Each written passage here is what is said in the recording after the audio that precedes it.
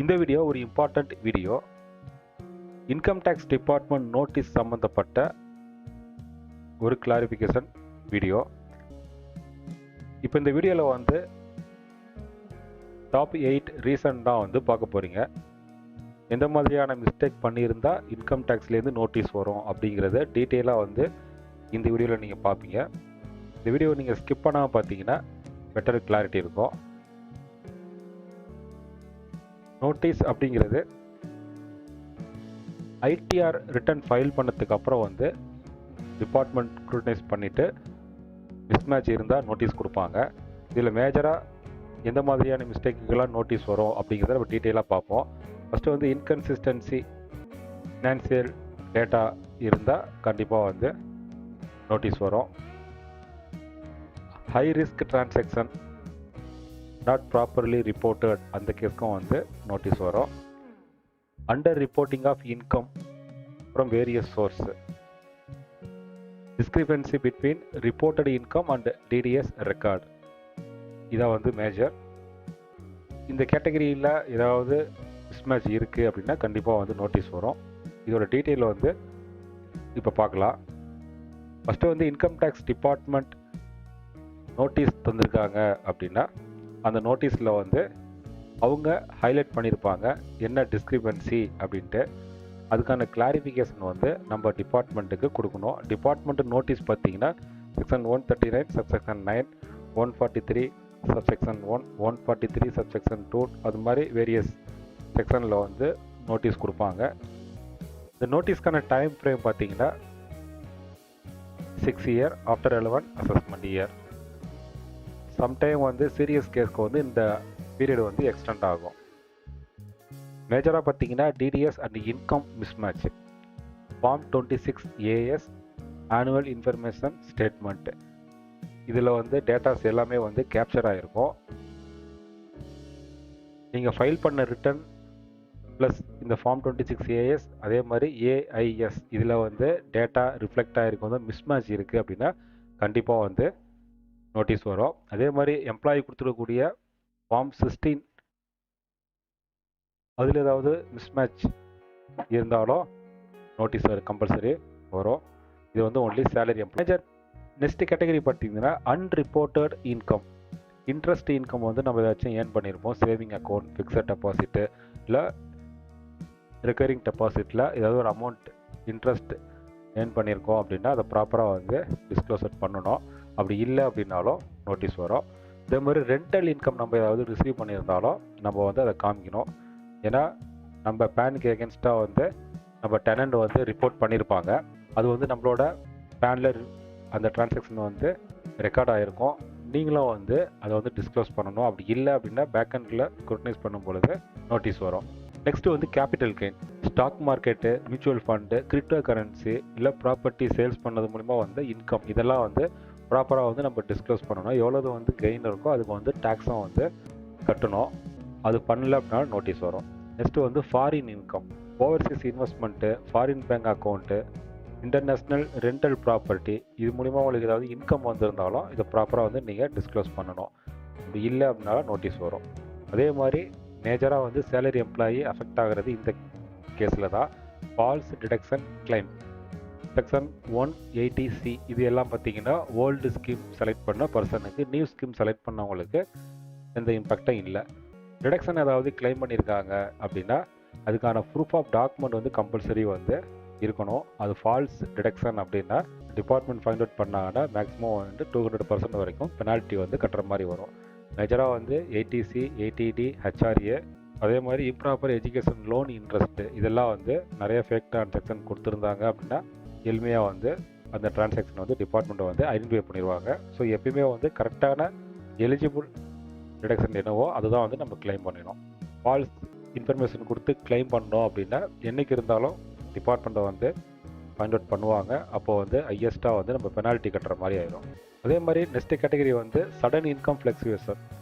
Income வந்து previous இயருக்கும் current இயருக்கும் compare பண்ணும் பொழுது ரொம்ப இன்கம் வந்து டிக்ளைன் ஆகிருக்கு, ஃப்ளக்சுவேஷன் அதிகமாக இருந்தாலும் இது ஸ்பெஷல் கேஸாக வந்து அப்சர்வ் பண்ணுவாங்க. இந்த மாதிரி கேஸ்க்கு வந்து சேலரி எம்ப்ளாயி அப்படின்னா அவங்களோட சோர்சஸ் ஆஃப் ரெவன்யூ என்னென்ன பே ஸ்லிப் தான். சேலரி இன்கம் அதுக்கான டீட்டெயில் வந்து வச்சுருக்கணும். ஃபார் எக்ஸாம்பிள் வந்து ஜாப் டெர்மினேஷன் பண்ணது, ரெசிக்னேஷன் லெட்டரு, இது மாதிரியான கேட்டகரி. ஒரு கம்பெனிலேருந்து இன்னொரு கம்பெனி போயிருக்கும் பொழுது செட்டில்மெண்ட்லாம் வாங்கியிருப்பாங்க. அப்போ அந்த அமௌண்ட் அதிகமாக இருக்கும். அதை நீங்கள் காமிக்கும் பொழுது சம்டைம் வந்து டிபார்ட்மெண்ட் நோட்டீஸ் கொடுத்தா கூட இந்த டாக்குமெண்ட் வச்சு தான் வந்து நீங்கள் அதை ப்ரூவ் பண்ண முடியும். நெக்ஸ்ட் கேட்டகரி வந்து அன்ரிப்போர்ட்டட் ஹை வேல்யூ டிரான்சாக்ஷன். இப்போ கேஷ் டெபாசிட் வந்து மோர் தென் 10 lakhs பண்ணியிருக்கோம், இல்லை கிரெடிட் கார்டு பேமெண்ட்டை வந்து மோர் தென் 2 lakhs பர் இயர் பண்ணியிருக்கோம், மியூச்சுவல் ஃபண்ட் பர்ச்சேஸ் வந்து மோர் தென் 2 lakhs பெர் ஆனம் பண்ணியிருக்கோம், அப்படி இல்லைன்னா பாண்ட் இன்வெஸ்ட்மெண்ட் வந்து 5 lakhs இல்லை அதுக்கு மேலே வந்து பெர் ஆனம் பண்ணியிருக்கோம், ஈக்விட்டி இன்வெஸ்ட்மெண்ட் வந்து 1 lakhக்கு மேலே, ப்ராப்பர்ட்டி டிரான்சாக்ஷன் வந்து 30 lakhsக்கு மேலே ஏதாவது ஒரு டிரான்சாக்ஷன் பண்ணியிருந்தோம் அப்படின்னா இந்த டீட்டெயில் எல்லாமே வந்து நம்மளோட ஆனுவல் இன்ஃபர்மேஷன் ஸ்டேட்மெண்ட் ஏஐஎஸ்ல ரிஃப்ளெக்ட் ஆகும். இது ஆட்டோமேட்டிக்காக பார்த்தீங்கன்னா ஸ்டேட்மெண்ட் ஆஃப் ஃபினான்சியல் டிரான்சாக்ஷன் எஸ்எஃப்டிங்கிற கேட்டகரியில் நம்ம பேனுக்கு எகென்ஸ்டாக நடந்த என்டையர் டிரான்சாக்ஷனும் வந்து ரிஃப்ளெக்ட் ஆகும். இதை நீங்கள் மேட்ச் பண்ணி தான் வந்து நீங்கள் ரிட்டனாக வந்து ஃபைல் பண்ணணும். ஏதாவது ஒரு அடிஷ்னல் இன்கம் இருக்குது அப்படின்னா கம்பல்சரியாக வந்து நம்ம ரிட்டனில் டிஸ்க்ளோஸ் பண்ணி அதுக்கான டேக்ஸை வந்து பேமெண்ட் பண்ணணும். நெக்ஸ்ட்டு வந்து job change without proper tax disclosure. இப்போ ஃபினான்சியல் மிடில் வந்து வேறு ஒரு ஜாபுக்கு வந்து சேஞ்ச் ஆகியிருக்காங்க அப்படின்னா அவங்களுக்கு வந்து 2 Form 16 வந்து applicable. Previous employer, present employer 2 பேரும் கொடுப்பாங்க. அதை கன்சாலிடேட் பண்ணி தான் வந்து ஐடிஆர் ரிட்டர்ன் வந்து ஃபைல் பண்ணணும். இதில் கிளைம் பண்ணக்கூடிய அந்த வேல்யூ வந்து ப்ராப்பரான வேல்யூவாக இருக்கும். 2 இடத்துலையுமே வந்து அந்த வேல்யூ வந்து கிளைம் பண்ணக்கூடாது. அதே மாதிரி incorrect ITR form selection, ITR 1 file பண்ண வேண்டியவங்க வந்து ஐடிஆர் 2 அந்த மாதிரி மாற்றி பண்ணியிருந்தாங்க அப்படின்னாலும் இதுவும் வந்து நோட்டீஸ் வரத்துக்கு வாய்ப்புகள் வந்து அதிகம். நெக்ஸ்ட் கேட்டகரி பார்த்தீங்கன்னா ஃபேக் ஆர் ஒமிட்டட் என்ட்ரி. பர்பஸாகவே வந்து ஃபினான்சியல் டேட்டாவை வந்து மானிப்புலேட் பண்ணியிருக்காங்க டேக்ஸ் லைபிலிட்டி ரெடியூஸ் பண்ணுறதுக்கு அப்படிங்கிற கேட்டகரி இருந்தாலும் டிபார்ட்மெண்ட் வந்து ஃபைண்ட் அவுட் பண்ணியிருந்தாங்கன்னா கண்டிப்பாக வந்து நோட்டீஸ் கொடுப்பாங்க. அது மட்டும் இல்லாமல் failure to report all source of income, interest income, rental income, capital gain income, cryptocurrency income, income from overseas investment, non taxable இன்கம்னு எந்த கேட்டகரி இன்கம் இருந்தாலும் ப்ராப்பராக வந்து டிஸ்க்ளோஸ் பண்ணணும். அப்படி பண்ணலை அப்படின்னா கண்டிப்பாக வந்து நோட்டீஸ் கொடுப்பாங்க.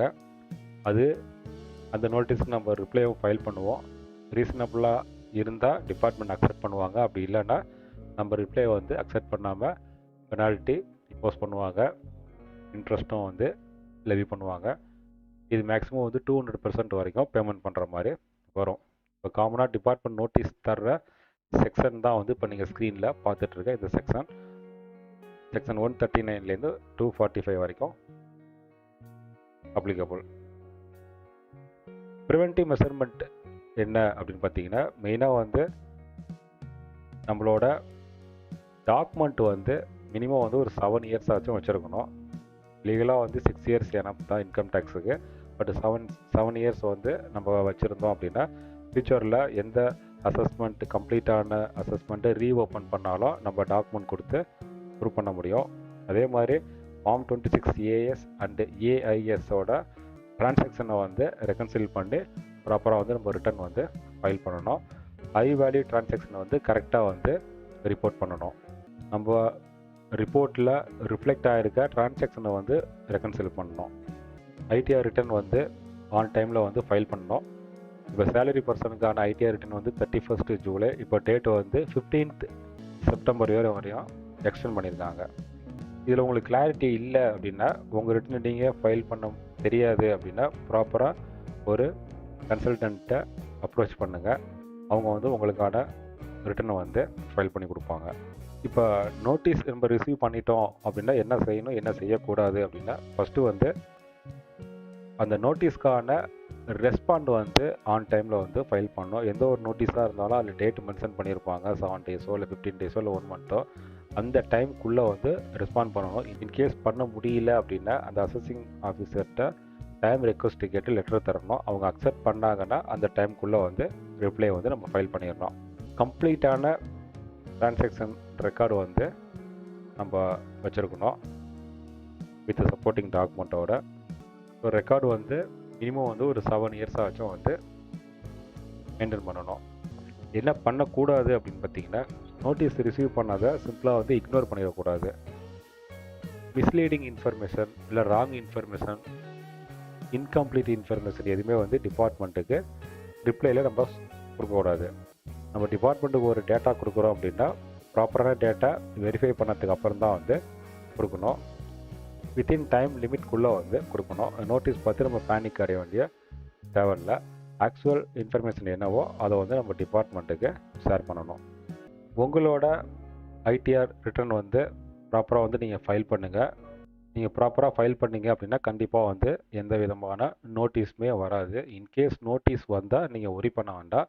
இப்போ இந்த ஸ்க்ரீனில் நான் சொன்ன கேஸ்க்கு தான் வந்து மேக்ஸிமம் வந்து நோட்டீஸ் வரும். அந்த மாதிரி வந்துச்சுன்னா நீங்கள் ப்ராப்பராக வந்து டிபார்ட்மெண்ட்டுக்கு ரெஸ்பாண்ட் பண்ணுங்கள். ரியலாகவே நீங்கள் பண்ணது மிஸ்டேக் அப்படின்னா அந்த டிஃப்ரெண்ட் டேக்ஸ் எவ்வளோதோ வித் இன்ட்ரெஸ்ட்டோட வந்து கவர்மெண்ட்டுக்கு ரெமிட் பண்ணியிருக்கேன். இன்கம் டேக்ஸ் நோட்டீஸ் சம்மந்தமாக உங்களுக்கு ஏதாவது டவுட் இருந்தால் இந்த வீடியோ கமெண்ட் பாக்ஸில் கமெண்ட் பண்ணுங்கள். இது மாதிரி டேக்ஸ் சம்மந்தப்பட்ட அப்டேட் வந்து இமீடியட்டாக தெரிஞ்சுக்கிறதுக்கு நம்ம சேனலில் மறக்காமல் ஃபாலோ பண்ணுங்கள். இது வரைக்கும் நீங்கள் சப்ஸ்கிரைப் பண்ணல அப்படின்னா சப்ஸ்கிரைப் பண்ணி பெல் நோட்டிஃபிகேஷன் எனேபிள் பண்ணிக்கோங்க. இந்த வீடியோ டிஸ்கிரிப்ஷனில் டெலிகிராம் வாட்ஸ்அப் குரூப் லிங்க் இருக்குது. இதிலே நீங்கள் ஜாயின் பண்ணிக்கலாம். முற்றிலும் வந்து இலவச சேவை தான்.